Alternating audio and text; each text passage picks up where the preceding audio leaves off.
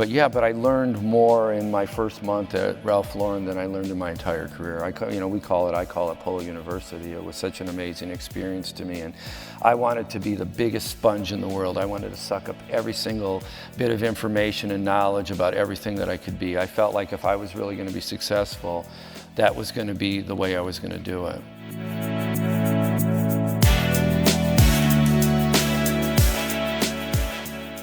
If not for Ralph Lauren, we would probably know John Varvatos as a Michigan science teacher. To make ends meet and to pay back his student loans, John, like so many others, moonlighted in retail. But this was not just any retail store.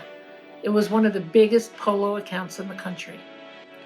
With John breaking all the sales records, the Ralph Lauren team invited him to join the company in New York, an experience that he affectionately calls Polo University. Let's watch John share his early days at Ralph Lauren and why it was the best fashion education money can't buy in working with Ralph.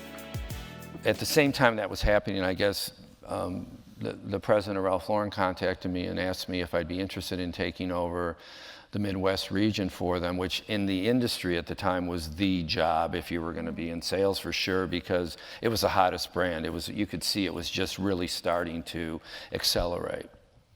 And then you did so well, they brought you to New York. Yeah, I did that. I'm still in my 20s at that point in time, and I about a year out of Chicago, and then they asked me to come to New York to take over the sales for the men's company. Was that like oh my God, I've made it? Ralph Lauren's company's asked me to come to New York? That's the year that I said that I'm going to be retired by the time I'm 40 to 45, yes.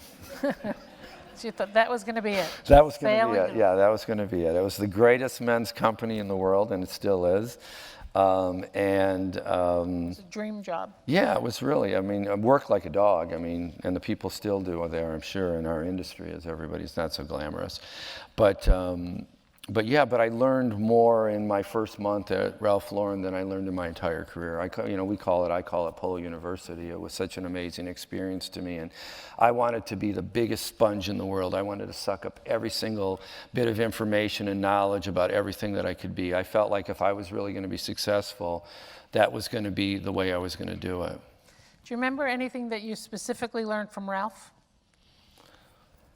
Oh, so many things I learned from Ralph. The first thing I learned was, that the bar is never raised high enough. That you always have to constantly raise the bar, and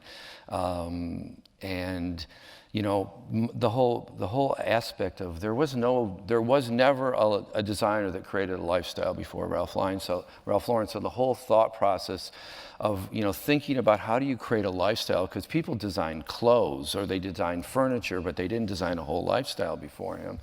So the whole aspect of lifestyle design was something totally new, and the whole imaging of creating an image behind a brand that people wanted to buy into, and they wanted to live that life, and I wanted to live that life to some degree. I didn't necessarily want to have polo horses and all those things, but you wanted to have that life that was grand and special and that type of thing. Well, it's a front row seat to that whole aspiration of life. Oh, sure. So there was and you learned how to be a better business person, because this was the front runner of, and we had to teach ourselves how to do that, because we were all learning when the company was growing.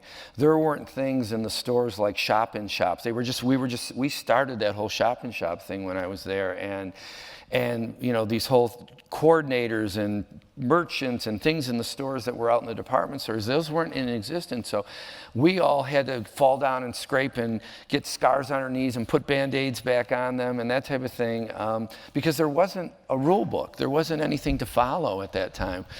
So I'm actually kind of proud now that I'm sitting here, that I think about it, that I was part of developing that rule book. But there were people there that really were the visions. Ralph and a few of his senior people, and especially Ralph, was really the vision for where that brand would go, and still is. He's still the visionary there.